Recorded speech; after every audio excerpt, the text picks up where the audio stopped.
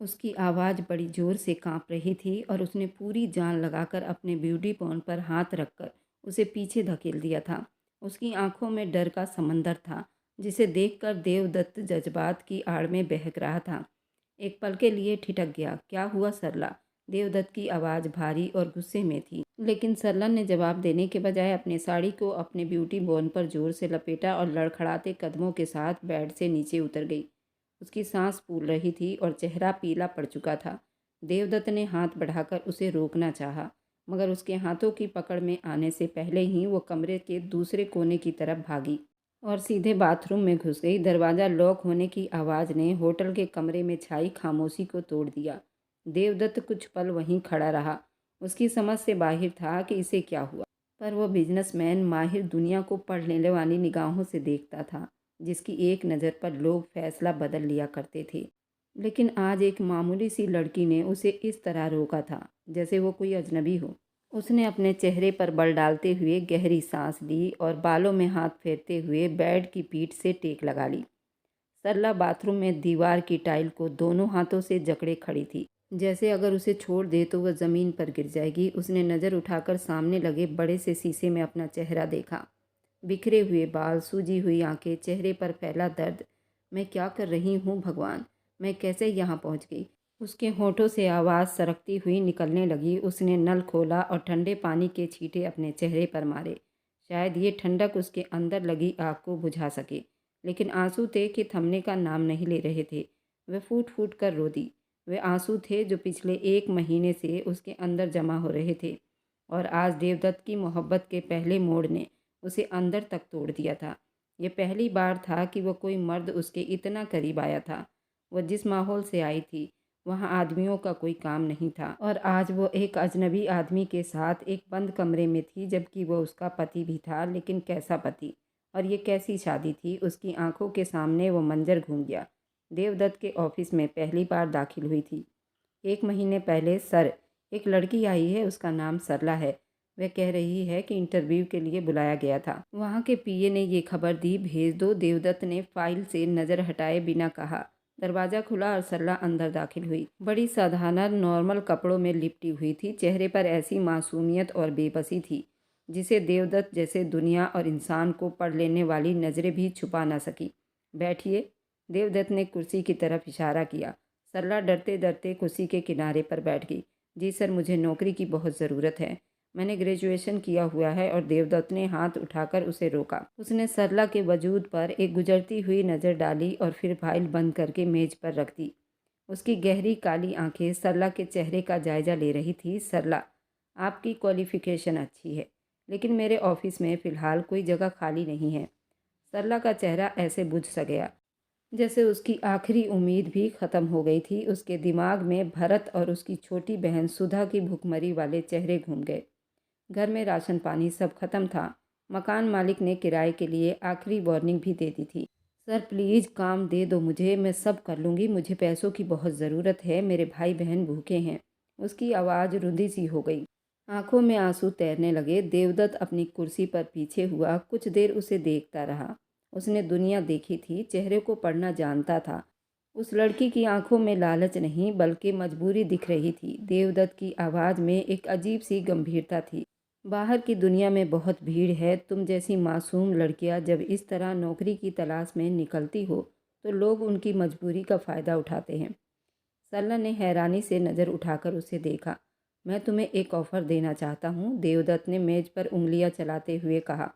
मुझे एक ऐसे काबिल भरोसेमंद आदमी की ज़रूरत है जो मेरे साथ साये की तरह रहे। लेकिन समस्या ये है कि मैं बिजनेस ट्रिप पर अकेली लड़की को साथ नहीं रख सकता। दुनिया बातें बनाती है और मुझे शादी करने का कोई शौक़ नहीं। ना ही मेरे पास जज्बाती ड्रामों के लिए कोई टाइम है। सरला सुनती रही, दिल की धड़कन तेज हो रही थी। मैं तुम्हें 1 महीने के लिए कॉन्ट्रैक्ट पर रखना और शादी करना चाहता हूँ, लेकिन उसके लिए तुम्हें मुझसे शादी करनी होगी, सिर्फ कागजों की हद तक, ताकि तुम मेरे साथ सफ़र कर सको और मेरे घर पर रह सको। उसके बदले देवदत्त ने चेक बुक निकाली और एक नॉर्मल रकम लिखकर चेक उसके सामने रख दिया। 1 महीना मेरी शादी में रहोगी, तुम्हारे भाई बहन ज़िंदगी भर ऐश करेंगे, तुम्हें कभी नौकरी की ज़रूरत भी नहीं पड़ेगी। सरला की नज़रें उस चेक बुक पर जम गई। इतनी बड़ी रकम से न सिर्फ उनका घर खरीदा जा सकता था, बल्कि अपने भाई बहनों की पढ़ाई भी पूरी करवाई जा सकती थी। लेकिन सर, शादी उसके होंठ बोलते बोलते रुक गए। ये सिर्फ एक डील है, 1 महीने के बाद डिवोर्स और तुम आज़ाद। मैं तुमसे कोई और उम्मीद नहीं रखूँगा, सिवाय उसके कि तुम मेरे बिजनेस डिनर और मीटिंग में मेरे साथ रहोगी। ये दुनिया दिखावे की होती है सरला। मुझे एक ऐसी साथी चाहिए जो चुप रहे और अपना काम करे। उसका ये कमज़ोर पल था, भुखमरी गरीबी ने उसके ज़मीर को दबा दिया था। उसने कांपते हाथों से वह चेक उठा लिया था और अब सरला ने अपना भीगा हुआ चेहरा तौलिए से रगड़ा। ये शादी एक खुफिया शादी थी। घर वालों से छुपाकर उसने अपनी माँ और बहनों से झूठ बोला था कि उसे कंपनी में जॉब मिली है और वह 1 महीने की ट्रेनिंग के लिए दूसरे शहर जा रही है। घर वालों से झूठ बोलने का एहसास पहले ही जानलेवा था, लेकिन अब देवदत्त का व्यवहार बदल रहा था। आज शाम जब वो बिजनेस ट्रिप पर आए और होटल के उस बड़े से कमरे में दाखिल हुए, तो देवदत्त की नज़रों में वह अजनबियत नहीं थी जो ऑफिस में होती थी। डिनर के बाद जब वे कमरे में आ गए, तो देवदत्त उसकी करीब आया था। उसका व्यवहार नरम था। देखो सरला, शादी हुई है ना, चाहे डील हो या कुछ और, देवदत्त ने उसके कान में धीरे से कहा था, जब उसने उसे अपनी बाहों की कैद में जकड़ लिया था। और यही वो पल था जब सरला का सब्र जवाब दे गया था। वो पैसों के लिए अपना वक्त तो बेच सकती थी, अपनी आज़ादी गिरवी रख सकती थी, लेकिन अपना जिस्म उसके लिए दिमागी तौर पर तैयार नहीं कर सकती थी। बाहर दरवाजे पर किसी की आहट हुई। सरला, देवदत्त की आवाज़ अब बहुत भारी थी। दरवाज़ा खोलो, बच्चों वाली हरकतें मत करो सरला। सरला का दिल दहल गया था। वह जानती थी कि वह उसकी कानूनी पत्नी है, देवदत्त का उस पर हक है। उसने उससे शादी के लिए पैसे लिए हैं, लेकिन उसका ज़मीर उसे इस चीज़ की इजाज़त नहीं दे रहा था। सरला, अगर तुमने दरवाज़ा नहीं खोला तो मुझे होटल मैनेजमेंट को बुलाकर दरवाज़ा तोड़वाना पड़ेगा। मुझे ये उम्मीद है कि तुम कोई तमाशा नहीं चाहोगी, देवदत्त ने चेतावनी दी। सरला ने कांपते हाथों से कुंडी खोली। दरवाज़ा खुला तो सामने ही देवदत्त खड़ा था। सामने अपना कोट उतारकर कुर्सी पर फेंक दिया था और शर्ट के बाजुओं को कोहनियों तक लपेटे हुए था। उसके चेहरे पर गुस्से और उलझन के मिले जुले असर दिखाई दे रहे थे, लेकिन जैसे ही उसकी नज़र सरला पर पड़ी, उसका गुस्सा थोड़ा कम हो गया। सरला की आंखें रोने की वजह से लाल पड़ गई थी। काजल फैल चुका था और गालों पर बह रहा था, और दूसरी तरफ वो बुरी तरह से कांप रही थी। किसी मुजरिम की तरह नज़रें झुकाए खड़ी थी। देवदत्त ने एक गहरी सांस ली और नरमी से उसके पास आया। सरला एकदम पीछे हटी। तुम डर क्यों रही हो? देवदत्त ने नरमी से पूछा था, जबकि उसकी आवाज़ में अभी भी एक मलकियत झलक रही थी। मैं कोई जानवर नहीं हूँ सरला, मैंने सिर्फ पैसों के लिए। सरला की आवाज़ गले में फंस गई। मैंने अपनी मजबूरी बेची थी सर, अपना जिस्म नहीं। आपने कहा था ये सिर्फ एक डील है। देवदत्त की आंखों में एक साया लहराया। वह कुछ पल चुप रहा, उसे देखता रहा। उस लड़की की सच्ची और खरी बातों ने उसे लाजवाब कर दिया था। वह उन मॉडल और अमीर औरतों से बिल्कुल अलग थी जो देवदत्त की दौलत पर मरती थीं। मैं जानता हूँ मैंने क्या कहा था, देवदत्त ने गंभीरता से कहा, और जेब में हाथ डालकर खिड़की की तरफ मुड़ गया, जहाँ से शहर की रोशनियाँ नजर आ रही थी। लेकिन शादी के बाद कुछ हदें ख़त्म हो जाती हैं सरला, और तुम मेरी पत्नी हो, ये सच है, चाहे दिल से हो या ना हो। लेकिन मेरे लिए ये सच नहीं है। सरला ने अचानक सिर उठाकर कहा। उसकी आवाज़ में आंसुओं का समंदर था। मेरे लिए ये एक पाप है जो मैं अपने घर वालों से छुपा कर रही हूँ। हर पल मुझे लगता है कि मैंने अपने मरे हुए पिता की इज्जत को नीलाम कर दी। आपके लिए ये बिजनेस ट्रिप है, मेरे लिए ये पाप से कम नहीं। देवदत्त घूमकर उसके पास आकर रुक गया। देखो सरला, देवदत्त ने गंभीर शब्दों में कहा, मैंने तुम्हें खरीदा नहीं है, मैंने तुम्हारी मदद की है, और बदले में तुम मेरा साथ दे रही हो। फिर वह रुका और उसकी आंखों में देखा। अगर तुम कंफर्टेबल नहीं हो तो मैं ज़बरदस्ती नहीं करूँगा। देवदत्त जो चाहता है हासिल कर लेता है, लेकिन भीख में मांगे हुए जज्बात या ज़बरदस्ती का प्यार मुझे पसंद नहीं। सरला ने हैरानी से उसे देखा। उसे उम्मीद नहीं थी कि वह इतनी आसानी से पीछे हट जाएगा। देवदत्त ने साइड टेबल से पानी का गिलास उठाया और उसकी तरफ बढ़ाया। पियो और रिलैक्स हो जाओ। तुम सोफे पर सो सकती हो या बेड पर, मैं कहीं पर भी सो जाऊंगा। सरला ने कांपते हाथों से गिलास थामा। धन्यवाद सर। देवदत्त उसने तीखी हंसी हंसी। जब हम अकेले हों तो मुझे देवदत्त कहा करो। ये कहकर वो अपने बेड के साइड का बल्ब बंद करने के लिए बढ़ गया। जैसे कुछ हुआ ही ना हो। सरला वहीं खड़े उसे देखती रह गई। ये आदमी एक पहेली था, एक पल में क्रूर बिजनेसमैन जिसने उसकी मजबूरी का सौदा किया, और दूसरे ही पल में इतना ईमानदार कि उसके इनकार पर सिर झुका गया और उसकी इज्जत का ख्याल कर गया। रात गहरी हो रही थी, शहर की रोशनी खिड़की के शीशे से झांक रही थी। सरला ने सोफे पर टेक लगाकर आंखें मूंद ली, लेकिन नींद उससे कोसों दूर थी। उसे मालूम था ये तो अभी शुरुआत है। 1 महीना, 30 दिन और 30 रातें इस भेड़ियों की दुनिया में देवदत्त की बाहों के साए में, जो फिलहाल उसकी हिफाजत कर रहा था। लेकिन उस हिफाजत की कीमत उसे अपनी आत्मा पर खरोच डालकर अदा करनी पड़ रही थी। उसे नहीं मालूम था आने वाला कल उसके लिए क्या परीक्षाएं लेकर आएगा, लेकिन आज की रात वह अपनी इज्जत बचाने में कामयाब हो गई थी। मगर दिल के किसी कोने में एक अनजाना सा डर अभी भी बाकी था। ये कपड़ा मैं नहीं पहन सकती देवदत्त, ये बहुत अनकंफर्टेबल है। सरला की आवाज़ में घबराहट थी। हाथों में पकड़े अजीब से कपड़े को वह ऐसे देख रही थी जैसे वह कोई सांप हो। वह शहर के सबसे महंगे ब्यूटिशियन के प्राइवेट रूम में खड़ी थी, जहां देवदत्त उसे कुछ देर पहले छोड़कर गया था। अनकंफर्टेबल? जी सर, ये बहुत ज़्यादा अनकंफर्टेबल है। एक तो ये मेरे पूरे जिस्म से चिपका हुआ है और इतना डीप गला है। मैं ऐसे कपड़े बिल्कुल नहीं पहन सकती। देवदत्त, जो अभी दरवाजे के अंदर दाखिल हो रहा था, उसकी बात सुनकर गुस्से से मुस्कुराया। वह खुद भी क्रीम कलर के 3 पीस सूट पहने हुए था और क़यामत ही ढा रहा था। देखो सरला, आज की पार्टी मेरे लिए बहुत ख़ास है। वहाँ शहर के बड़े क्लाइंट होंगे। मैं नहीं चाहता कि मेरी पत्नी किसी वाहियात लड़की की तरह नजर आए। सर, ये बहुत ही अजीब कपड़ा है, इसे पहन लो। बहस का टाइम नहीं है मेरे पास। लेकिन इसका बाजू और गला, सरला ने रोनी सी शक्ल में कहा। उसने ज़िंदगी में कभी ऐसे कपड़े नहीं पहने थे और आज उसे ऐसा कपड़ा पहनने को कहा जा रहा था जो उसकी नज़र में बेशर्मी की हद थी। देवदत्त उसके करीब आया। उसकी आंखों में एक अजीब सा ठहराव था। तुम्हें याद है ना हमारी डील? तुम मेरी बात मानोगी और मैं तुम्हारे घर का खर्च चलाऊंगा। ये सिर्फ एक रात की बात है, एक एक्टिंग है सरला। जाओ और तैयार हो जाओ, मेकअप आर्टिस्ट तुम्हारा इंतजार कर रही है। सरला ने बेबसी से उस आदमी को देखा जिसने उसे खरीद लिया था। उसने सिर झुका लिया और चुपचाप ड्रेसिंग रूम की तरफ बढ़ गई। 1 घंटे के बाद देवदत्त बाहर सोफे पर बैठा इंतजार कर रहा था। उसे देर हो रही थी। वह उठने ही वाला था कि ड्रेसिंग रूम का दरवाज़ा खुला।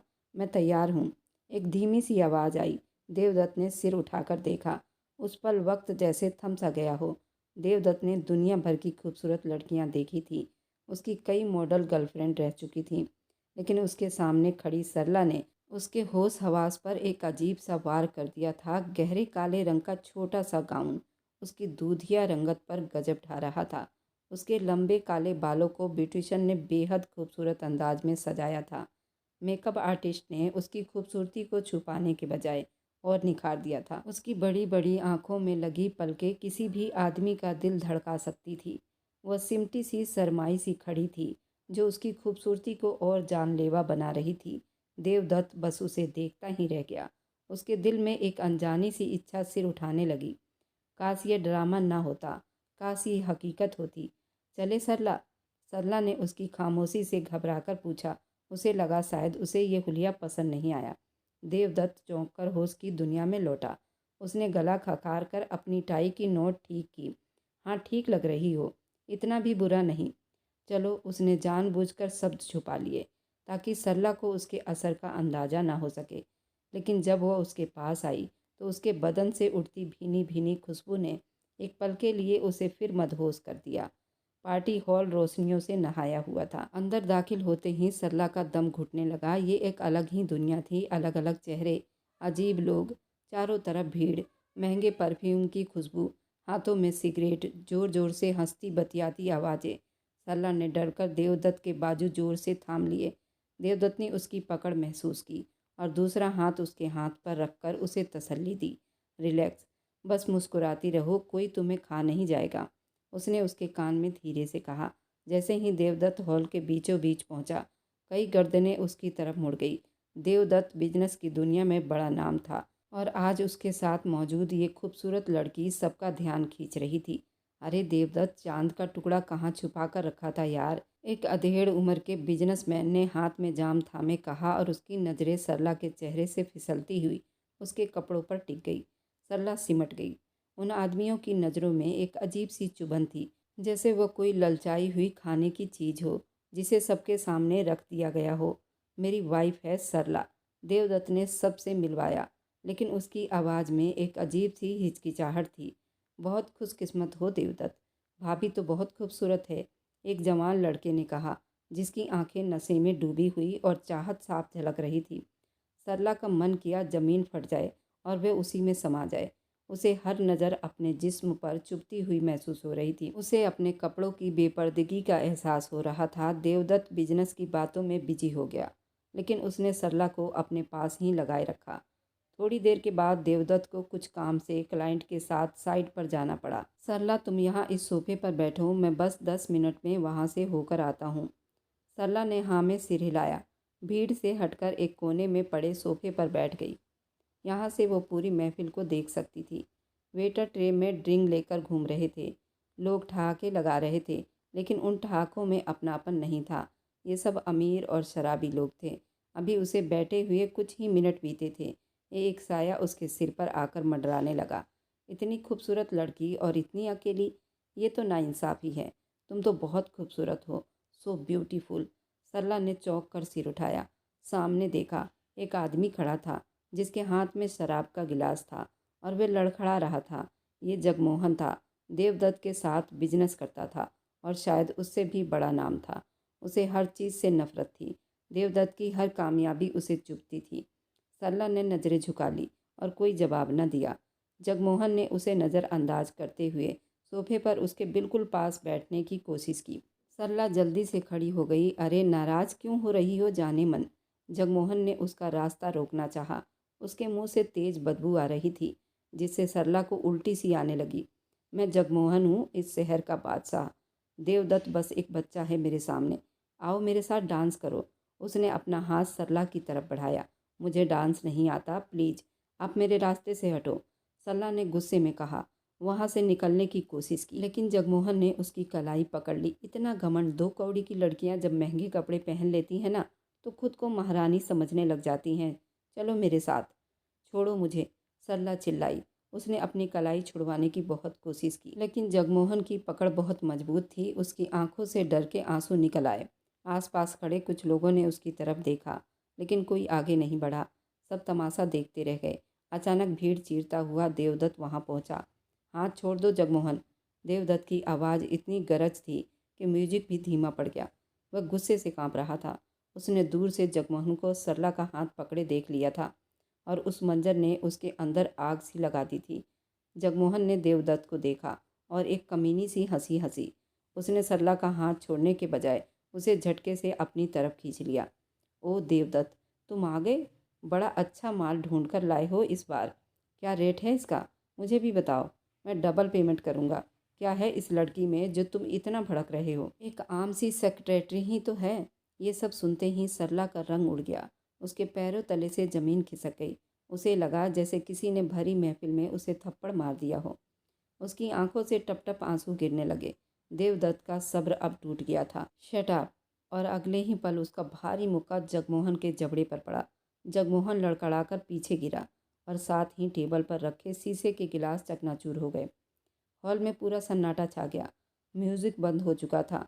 सबकी सांस थम गई थी। देवदत्त आगे बढ़ा। जगमोहन के गिरेबान को अपने मुट्ठी में जकड़कर उसे उठाया। उसकी आंखें अंगारों की तरह दहक रही थी। अपनी बकवास जुबान पर लगाम दो, वरना मैं इसे खींच लूँगा। देवदत्त की आवाज़ में ऐसी गूंज थी कि जगमोहन का नशा उतरता हुआ महसूस हुआ।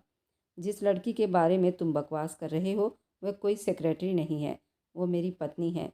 देवदत्त के शब्द हॉल की छत से टकराकर नीचे गिरे और महफिल में मौजूद लोग जैसे सुन रह गए। देवदत्त, जो शादी के नाम से चिढ़ता था, जो कभी किसी लड़की को गंभीरता से नहीं लेता था, आज भरी महफिल में एक आम सी दिखने वाली लड़की को अपनी पत्नी स्वीकार कर बैठा था, वह भी इतनी मोहब्बत के साथ। सरला, जो डर से कांप रही थी, देवदत्त के मुंह से ये सब सुनकर पत्थर सी हो गई। उसने हैरान आश्चर्य से देवदत्त की पीठ को देखा। वह आदमी जो उसे कह रहा था कि ये सिर्फ एक डील है, आज उसकी इज्जत के लिए तूफान से टकरा गया था। जगमोहन ने खून थूकते हुए हैरानी से देवदत्त को देखा। पत्नी, तुमने शादी भी कर ली? देवदत्त ने उसे गुस्से की नज़र से घूरकर जमीन पर धकेल दिया। आइंदा अगर तुम्हारी गंदी नज़र इस पर पड़ी तो मैं तुम्हें बर्बाद कर दूंगा। फिर उसने मुड़कर सरला को देखा, जो अब भी सदमे की हालत में खड़ी थी। देवदत्त ने अपनी जैकेट उतारी और सरला के कंधों पर डाल दी, जिसे दुनिया की नज़रों से छुपा रहा हो। चलो, ये कहकर उसने उसका हाथ थाम लिया। इस बार उसकी पकड़ में एक अजीब सी सुरक्षा दिखाई दी। वह उसे लेकर हॉल से बाहर निकल गया। पीछे लोग अब भी बातें बनाते खड़े रह गए। कार में बैठने तक दोनों चुप रहे। सरला के आंसू अब भी बह रहे थे। ड्राइवर ने गाड़ी चला दी। आपने सबके सामने? सरला ने आखिरकार हिम्मत करके धीमी आवाज़ में कहा। देवदत्त ने सीट की पीठ से सिर टिकाया और आंखें बंद करके, मैंने जो किया वह ज़रूरी था। मेरी चाहत पर मेरी इजाज़त के बिना कोई नज़र डाले, ये मैं बर्दाश्त नहीं करता। उसने मेरी चाहत कहा, मेरी पत्नी नहीं, लेकिन सरला के लिए इतना ही काफ़ी था कि उस अजनबी आदमी ने उसकी इज्जत बचा ली थी। सरला देवदत्त के चेहरे को देखती रही, जो अंधेरे में और भी अजीब लग रहा था। आज रात उसने देवदत्त का एक और रूप देखा, एक ऐसा रूप जो डरावना भी था और किसी हद तक भरोसे लायक भी था। रात का आखिरी पहर था। पार्टी से वापसी के बाद दोनों के बीच एक अजीब सी खामोशी छाई हुई थी। सरला शीशे के सामने खड़ी अपनी ज्वेलरी उतार रही थी, लेकिन उसके हाथ कांप रहे थे। उसकी नज़रें बार बार आईने में अपने चेहरे पर पड़ रही थी, लेकिन दिमाग में वही मंजर घूम रहा था जब देवदत्त ने जगमोहन के गिरेबान पर हाथ डाला था और कहा था, ये मेरी पत्नी है। इस शब्द ने सरला के दिल के बंजर ज़मीन पर जैसे पहली बार बारिश करती थी। अचानक से उसे अपने पीछे देवदत्त का साया दिखाई दिया। वह चुपचाप उसके पीछे आकर रुक गया था। सरला का दिल जोर से धड़क उठा था। उसने पलटना चाहा, लेकिन देवदत्त ने नरमी से उसके कंधे पर हाथ रखकर उसे वहीं रोक लिया। थक गई हो? देवदत्त की आवाज़ धीरे से उसके कानों में टकराई। उसके शब्दों में वही अपनापन था जो आज तक नहीं था। जी, सरला ने बड़ी मुश्किल से जवाब दिया। देवदत्त ने उसके कंधे पर गाउन की स्ट्रिप को जरा सी ठीक की। सरला की सांस रुक गई। वह पीछे हटना चाहती थी, लेकिन आज मना नहीं कर पाई।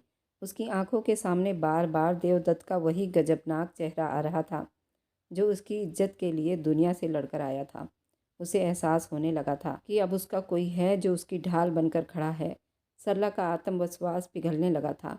वह आदमी जो उसे हमेशा एक सौदागर लगता था, आज उसे अपना अपना सा लग रहा था।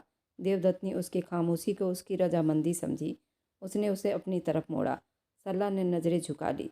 उसके गालों पर शर्म की लाली फैल गई। जब देवदत्त ने उसे अपनी बाहों में जोर से जकड़ लिया, तो इस बार सरला ने आंखें मूंद ली, अपना सिर उसके सीने पर टिका दिया। उस रात वे दो अजनबी नहीं रहे। उसे लिए वो बिस्तर पर आया था और बिस्तर पर लिटाते ही उसके गर्दन पर अपने होंठ रख चुका था। सरला का दिल बेकाबू धड़क रहा था, लेकिन वे आज कुछ कहने वाली नहीं थी। सरला ने अपने कांपते जिस्म और झुकी पलकों से उसे अपने जिस्म पर ही छोड़ दिया। वह कांप रही थी। देवदत्त धीरे धीरे उसके होंठ पर भी अपनी पकड़ जमा गया था। वह भी इतना हैंडसम जवान था कि सरला ने उसे अपने जिस्म को उसके हवाले कर दिया। उसने पीने दिया। वह घंटों उसके होठों पर ही लगा रहा। धीरे से उसके अनकंफर्टेबल कपड़ों के जिप के तरफ आया, जो साइड में लगा हुआ था। उसे अपने दांतों से सरकाते ब्यूटी बॉर्न पर आ चुका था। सरला अब बड़ी जोर से सिसकियां और आहें भर रही थी, जो देवदत्त के लिए सुलगती आग से कम नहीं था। जब उसके ब्यूटी बॉर्न पर आया, सरला बार बार उसका हाथ और मुंह हटाने की कोशिश करती, लेकिन वह अपने जज्बात की आग में इतना बहकता चला गया। अब धीरे धीरे चलता हुआ उसके बेली बटन पर आया था। सरला की आहें आनाकानी बड़ी तेज हो गई थी। ये सब कुछ उसके साथ पहली बार हो रहा था। वह बहुत घबरा रही थी और देवदत्त का ये मोहब्बत करना जानलेवा साबित हो रहा था। उसका हर जिस्म बड़ी जोर से कांप रहा था। सरला बार बार उसको अपने सीने से लगा लेती, उसका हाथ हटाती, उसका मुंह हटाती, लेकिन देवदत्त जैसे आग की भट्टी में जल रहा हो। कुछ ही घंटों में सरला को यूं चूमकर उसे बेकाबू कर चुका था और सरला की एक चीख तेज हुई थी। उसके बाद तो देवदत्त जैसे अंगारों पर चल रहा था और बड़ी देर तक अपने जुनून की आग में जलता रहा। सरला की आहें और चीखें तेज होती रही। सारी रात वह इसके समुंदर में जलती रही। देवदत्त सारी रात न जाने कितनी राउंड लगा चुका था। सरला बिल्कुल लाल हो चुकी थी। उसके होंठ भी बिल्कुल लाल हो चुके थे। उसके ब्यूटी बॉर्न में अब हल्की सी जलन हो रही थी, लेकिन अब सरला भी बहुत सुकून में थी। उसे देवदत्त की मोहब्बत ने सुकून पहुंचाया था, पर सरला को उस पर विश्वास हो रहा था। बल्कि अब एक पति पत्नी थे जो एक दूसरे की मौजूदगी में सुकून तलाश कर रहे थे। सुबह की किरणें कमरे में दाखिल हुई तो सरला की आंख खुली। उसने करवट बदलकर देखा। देवदत्त गहरी नींद में था। उसने अपने ऊपर नज़र डाली जो बिना कपड़ों के उसके बगल में लेटी थी, और बीती रात की बातें याद आते ही वह पानी पानी हो गई। एक अजीब सी झिझक और शर्म ने उसे घेर लिया। वह दबे पांव बिस्तर से उतरी और बाथरूम में बंद हो गई। जब वो बाहर निकली तो देवदत्त जाग चुका था और फ़ोन पर किसी से बात कर रहा था। सरला को देखते ही वह रुक सा गया। दोनों की नज़रें मिली। सरला ने जल्दी से नज़रें चुरा ली और ड्रेसिंग टेबल पर रखी हुई चीज़ें ठीक करने लगी। देवदत्त के होठों पर एक हल्की सी मुस्कान आई। उसने फ़ोन रखा और उसके पास आया। तैयार हो जाओ, हमें नाश्ता करने के लिए निकलना है। उसके शब्द नॉर्मल थे, लेकिन उनमें अपनापन साफ झलक रहा था। मुझे भूख नहीं, आप कर लीजिए। सरला ने कपड़े ठीक करते हुए उसका सामना करने से बचना चाहा। सरला, देवदत्त ने उसका नाम लिया। रात के बाद हम अजनबी नहीं रहे। मुझे तुमसे छुपाने की ज़रूरत नहीं। सरला का चेहरा बिल्कुल लाल पड़ गया। मैं थोड़ी देर के लिए नीचे जा रही हूँ।